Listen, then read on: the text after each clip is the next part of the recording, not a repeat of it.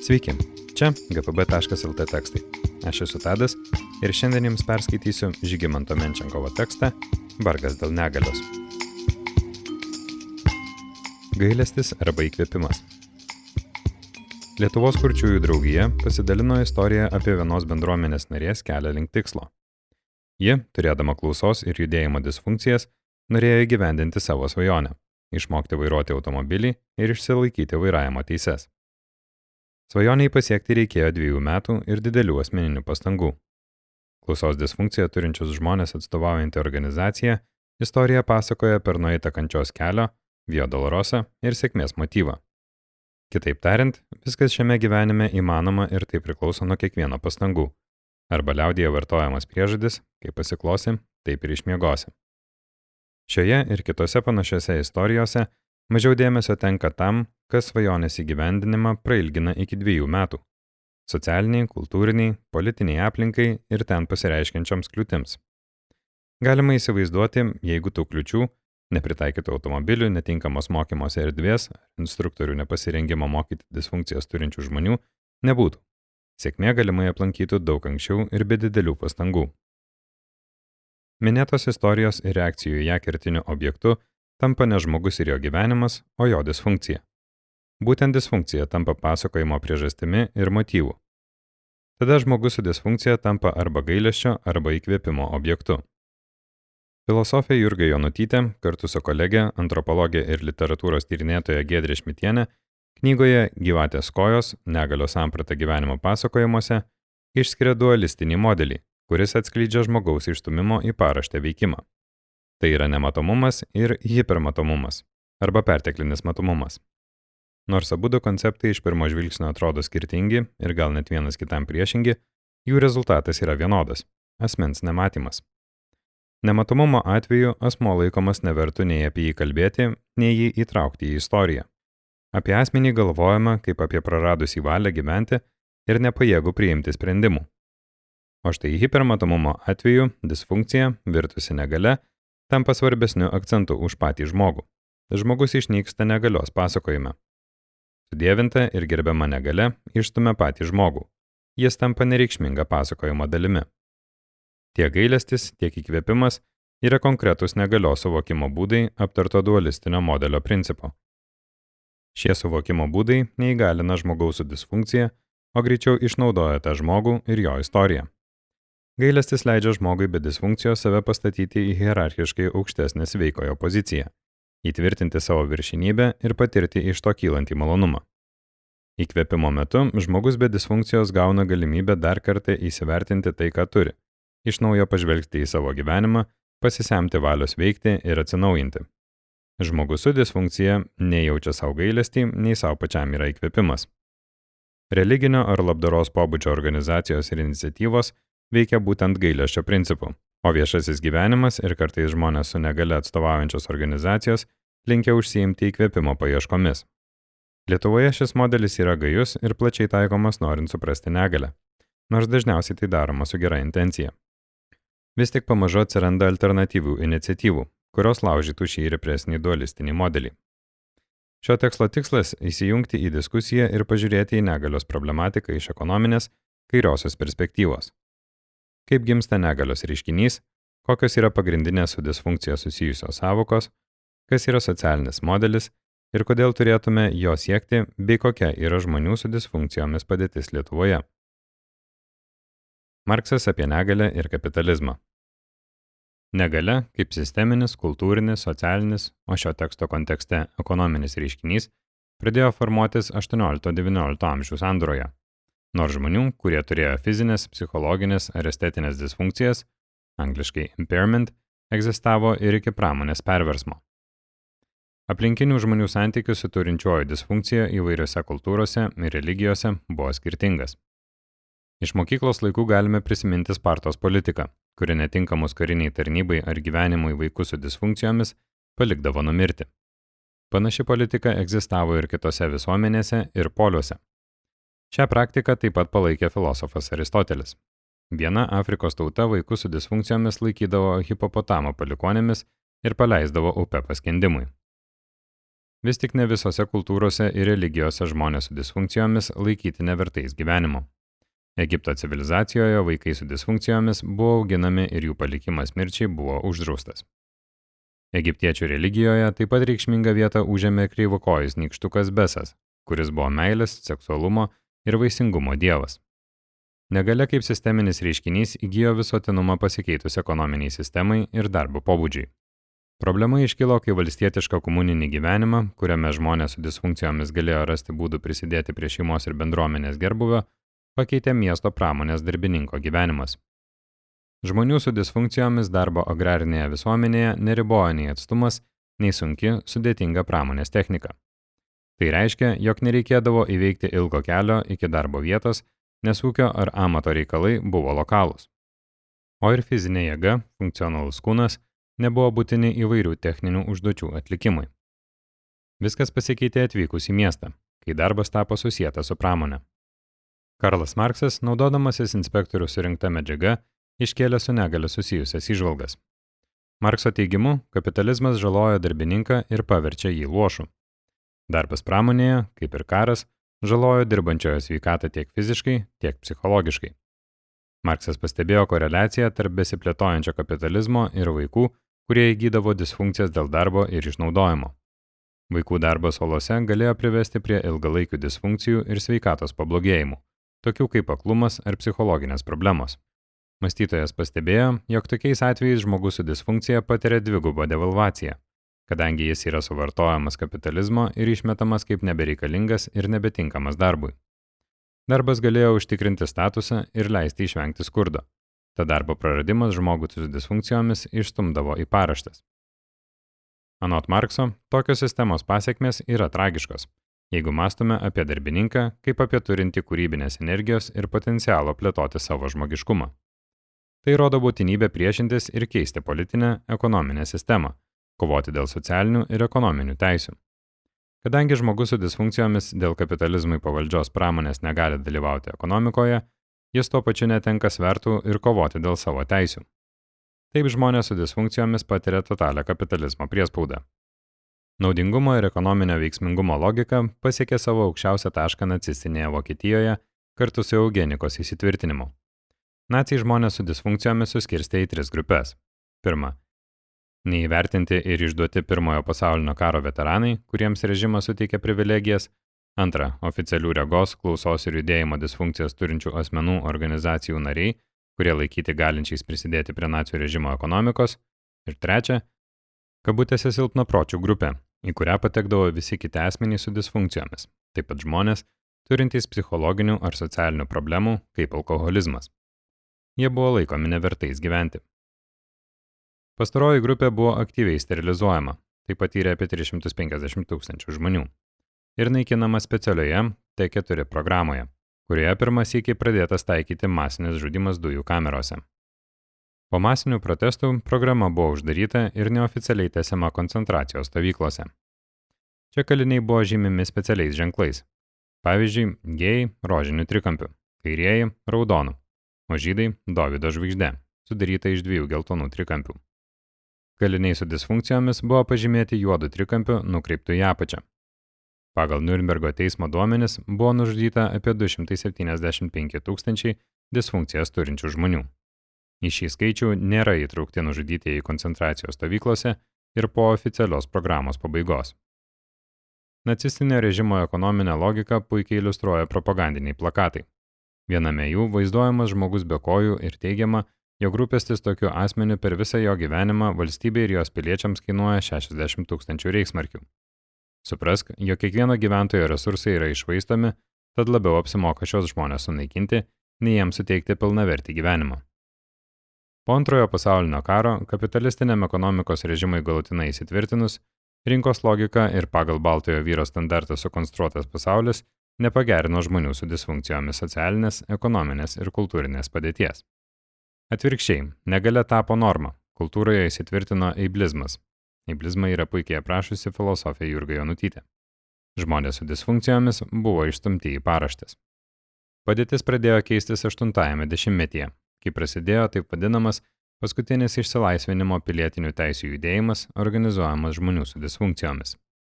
Jungtinėse Amerikos valstijose gimsta negalios revoliucija, o Jungtinėje karalystėje alternatyvi politinė emancipacinė mintis. Socialinis modelis versus medicininis modelis. Iki socialinės ir politinės negalios revoliucijos 20-ojo amžiaus antrojoje pusėje negalia buvo suvokiama individualiai, išgyvenant problemas ir atskirtį vienatvėje, dažnai globos institucijose. Vis tik ilgainiui pradėta suvokti, jog patiriamos problemos ir kliūtys nėra individualios. Dažniausiai po kiekvienu pilietiniu, politiniu judėjimu visuomenėje galima atrasti kairiąsias idėjas ir kairiuosius, kurie prisideda prie judėjimo gimimo ir masiškumo. Tai buvo ir su Jungtinėje karalystėje vykusių judėjimų už žmonių su disfunkcijomis teises. 1972 metais aktyvistas Paul Hunt dienraštyje The Guardian išspausdino atvirą laišką, kuriame kvietė burtis panašaus likimo žmonės į organizaciją. Prie jo prisijungė garsus antiapartheido aktyvistas iš Pietų Afrikos Respublikos, Vic Finkelsteinas, kuris dėl savo aktyvistinės ir politinės veiklos buvo ištremtas iš šalies. Kartu su kitais aktyvistais, pavyzdžiui Maggie ir Ken Davis, kurie su architektų pagalba kūrė savarankiško gyvenimo namus, jie įkūrė judėjimo disfunkciją turinčių žmonių sąjungą prieš segregaciją, angliškai Union of the Physically Impaired Against Segregation. Sąjunga publikavo kritinį leidinį pavadinimu Pagrindiniai negalios principai – Fundamental Principles of Disability. Jame išreiškiama kertinė grupės pozicija. Citata. Mūsų požiūriu, būtent visuomenė paverčia disfunkcijas turinčius žmonės neįgaliais. Negalia yra tai, kas uždedama ant mūsų disfunkcijų. Tokiu būdu mes esame izoliuojami ir išskiriami iš dalyvavimo visuomenės gyvenime. Nugalintieji, angliškai disabled people, yra išnaudojama grupė visuomenėje. Citatos pabaiga. Šioje pozicijoje užfiksuojamas perėjimas nuo asmeninių problemų prie visuomenės sukūriamų kliūčių ir stereotipų. Negalia kaip reiškinys yra, kabutėse, uždedamas ant žmonių su disfunkcijomis. Būtent aplinkoje bei visuomenėje esančios kliūtys disfunkcijas turinčios žmonės paverčia neįgaliais. Vic Finkelsteinas kartu su kitais aktyvistais pradėjo plėtoti socialinio modelio terminą. Taip pat pozicija, jog negalia kaip kultūrinis, ekonominis ir politinis reiškinys susiformuoja kapitalizmo sąlygomis. Šis ekonominis režimas lemia disfunkcinių žmonių marginalizaciją ir išstumimą iš visuomenės gyvenimo, kitaip tariant, nugalinimą, angliškai disabling. Socialinis modelis yra priešprieša medicininiam modeliui, kuris teigia, jog žmogaus disfunkcija yra asmeninė sveikatos problema, kuri turi būti panaikinama ar palengvinama vaistais ir diagnoze. Pats medicinos siekis pagelbėti žmogui nėra savaime blogas. Tai tampa problema tada, kai medicininis požiūris peržengia ribas ir formuoja visuomenės supratimą apie žmonės su disfunkcijomis. Vietoj medicininio ar negalios filosofo Leonard Davis įvedamo kultūrinio modelių, socialinis modelis tampa išsilaisvinimo ir veiksmo dėl pokyčių varikliu. Socialinio modelio kūrimui yra pasitelkiama feminizmo judėjime ir lyčių studijose įsitvirtinusi perskyra tarp biologinės lyties, angliškai sex, ir socialinės lyties, angliškai gender. Pastaroji traktuojama kaip lyties reprezentacija, tai, kas gali būti sukonstruota kultūrinio, politinio, ekonominio lauko. Kita vertus, biologinė lytis yra objektyvi, moksliška ir gamtiška. Negalios aktyvistai, įkvėpti feministinės teorijos ir marksizmo, įveda skirtį tarp disfunkcijos, angliškai impairment, ir negalios, angliškai disability. Pastaroji sąvoka, negalia, yra tai, kas visuomenė sukonstruota ir uždėta ant žmogaus kaip pagrindinė tapatybė ir kuriai yra sukurtos įvairios kliūtys. O štai disfunkcija yra sveikatos pablogėjimas, neveikimas, nepilnas kūno funkcionavimas, objektyvus ir biologiškai egzistuojantis. Verta paminėti, kad šiuo metu vyksta diskusijos, ar iš tiesų disfunkcijos ir jų pagrindų suformuojamos diagnozės yra mediciniškai ir biologiškai objektyvios. Teisės profesorius Bradley A. Arhart, referuodamas į filosofės Judith Butler kritinius biologinės lyties svarstymus, permasto disfunkcijas ir diagnozes kaip neva objektyvų dalyką, kadangi istoriškai tiek disfunkcijos, tiek diagnozės aplipdavo įvairiais kultūriniais stereotipais. To akivaizdžiausias pavyzdys buvo homoseksualumo įvedimas į ligų klasifikaciją, iš kurios vėliau buvo išbrauktas. Nepaisant kritikos, tai leido apmastyti su homoseksualumu susijusias išorinės problemas ir ieškoti sprendimų būtent joms. Lietuvos kontekste Vytauto Didžiojo universiteto profesorius Jonas Ruškus yra svarstę sąvokų invalidas, neįgalusis, žmogus su negale ir negale problematiškumą. Perskyra tarp negalios ir disfunkcijos leido kelti klausimą, kodėl žodis negale savaime yra problematiškas ir atlikti kelis papildomus mąstymo žingsnius. Kokią įtaką gali daryti netinkama aplinka ir kliūtys, puikiai pavaizduoja Finkelsteino pateikta istorija apie kaimą, kuris buvo pritaikytas tik judėjimo disfunkciją turintiems žmonėms. Atvykėliai, kurie neturi šios disfunkcijos, skundėsi, jog dažnai galvomis atsitrenkdavo į durų staktų viršų, o nugaros tapo skausmingos nuo nuolatinio pasilenkimo, kadangi lubos buvo pažemintos. Iš tiesų, kiekvienas skirtingai kažką galime ir kažko negalime. Tai priklauso nuo konteksto ir aplinkybių, o šiuos lemia aplinka ir visuomenė, kurioje gyvenama. Galia gali virsti našta, o našta virsti galia. Disfunkcija kaip spektras ir situacija Lietuvoje.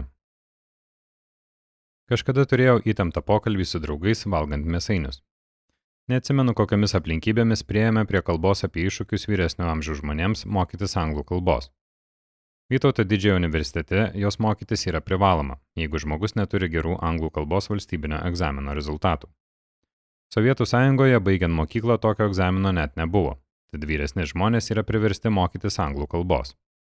Su draugais pasidalinau mamos, kuri ryžosi studijuoti po daugiau nei kelių dešimtmečių nuo mokyklos baigimo, patirtimi.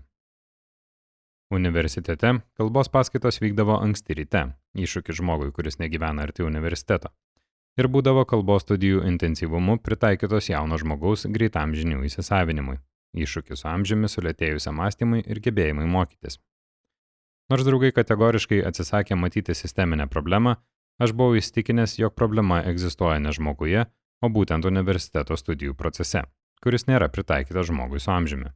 Tada įsitikinau, jog dar menkai suprantame gyvenantys eiblistinėje kultūroje. Iš tiesų, su metais dažniausiai sveikata pablogėja. Kuo žmogus vyresnis, tuo didesnė tikimybė įgyti įvairiausių disfunkcijų. Maždaug 2 procentai žmonių gimsta su disfunkcijomis, tačiau su amžiumi šis skaičius auga. 5 procentai vaikų, Lietuvoje 3 procentai, 10 procentų dirbančiojo amžiaus žmonių ir virš 50 procentų seniorų. 2009 metais 86 procentai gyventojų, sulaukusių 65, galimai turėjo disfunkcijų. Kodėl galimai? Kartais žmogus turėdamas akivaizdžių disfunkcijų vengia identifikuoti arba neidentifikuoja savęs kaip neįgalaus asmens. Disfunkcijų pripažinimas slepia pavojų tapti neįgaliu ar kabutėse nenormaliu, o tai reiškia išstumimą, marginalizavimą, prastesnės socialinės, ekonominės sąlygas, skurdą. Glaudi sąsaja tarp negalios ir ekonomikos verčia disfunkcijų turinčių žmonės save laikyti normaliais ir atsiriboti nuo panašaus likimo žmonių, nes tai užtikrina geresnę ekonominę padėtį. Paprastai žmogus yra skirstomas į 2 kategorijas – sveikas ir neįgalus, nors riba tarp sveiko ir neįgalaus nėra tokia akivaizdi. Pavyzdžiui, aklumas gali būti suprantamas kaip regos netekimas, nors 80 procentų žmonių turi kažkokį matymą, o pats matymas gali būti suvokiamas spektre. Baimė būti neįgaliuoju reiškia baimę ne tik gyventi skurdžiai, bet ir turėti apribotą judėjimo laisvę, prarasti valią spręsti dėl savo gyvenimo, patirti patyčias ir įvairaus tipo smurtą. Jungtinėje karalystėje yra sudarytas negalios sukeliamus iššūkius patiriančių grupių sąrašas. Įdomu tai, kad į šį sąrašą įtraukti ir tie, kurie rūpinasi žmonėmis turinčiais disfunkcijų – šeimos nariai, menkai apmokami slaugytojai ir socialiniai darbuotojai. Jie taip pat patiria patyčias ir smurtą. Atlikta sisteminė literatūros apžvalga konstatuoja, jog žmogus su disfunkcija, lyginant su žmogumi be disfunkcijų, turi 50 procentų didesnę tikimybę patirti smurtą. Labiausiai pažeidžiami yra žmonės turintys psichosocialinę disfunkciją. Mokymosi sutrikimų turintis žmogus dėl naivumo ir pasitikėjimo kitais lengvai gali tapti smurto ir prievartos auka. Antra grupė, dažniausiai susidurianti su smurtu, yra moterys ir mergaitės turinčios įvairių disfunkcijų. Jos patiria dvigubą prievartą, tiek lyties, tiek disfunkcijos pagrindu. Įprasta tendencija atliepia ir Lietuvoje patiriamo smurto statistika. 2019 metų duomenimis disfunkciją turinčios moterys smurtą patiria dvigubai dažniau nei moterys be disfunkcijos. Trečioji grupė yra senyvo amžiaus žmonės su disfunkcijomis. Taigi, jeigu reikėtų nupiešti labiausiai pažeidžiamą žmogaus paveikslą, tai būtų garbaus amžiaus moteris turinti mokymosi sutrikimų. Smurtauti gali ne tik individai, bet ir institucijos. Kartais žmonėms, kurie gali gyventi savarankiškai ir priimti teisinius sprendimus, nustatomas neveiksnumas. Tokiu būdu žmogus netenka savarankiškumo ir už jį sprendimus gali priimti kiti asmenys arba institucijos. O teisme tikrinant neveiksnumą, kartais užduodami tokie klausimai, kuriems reikia specifinių žinių ir į juos vargiai kiekvienas atsakytų teisingai. Neveiksnumas nėra vienintelė institucinės prievartos forma. Tarp 6 ir 10 tūkstančių žmonių yra įkalinti įvairiose globos namuose be valios spręsti ir judėjimo laisvės. To nebūtų, jeigu negalę suprastume vadovaujantį socialiniu modeliu, kuris išreiškia pagarbą žmogaus valiai ir sprendimui, siekia suteikti tokią pagalbą, kuri įgalintų ir atitiktų žmogaus su disfunkcija poreikius. Tekstą norėčiau pabaigti komentaru apie politinį dalyvavimą. Mano supratimu, didžiausia žala žmogui su disfunkcija yra visiškas politinis nugalinimas. Konstitucija nubrėžia mūsų aktyvaus ir pasyvaus politinio dalyvavimo teisę. Teisę rinkti kitus ar pačiam dalyvauti rinkimuose bei daryti įtaką politiniams procesams ir sprendimams. Žmonės su disfunkcija iki šiol susiduria su politinio atstovavimo kliūtimis, kai sudėtinga ne tik atstovauti save, bet ir kitus.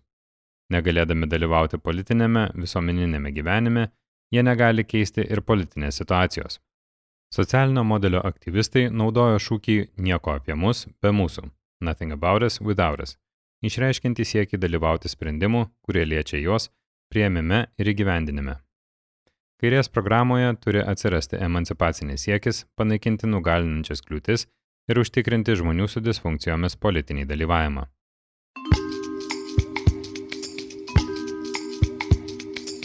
Daugiau tekstų galite rasti gpb.lt, o jų garso įrašų visur, kur klausotės ir šio. Mus paremti galite per Contribui, PayPal ir Patreon.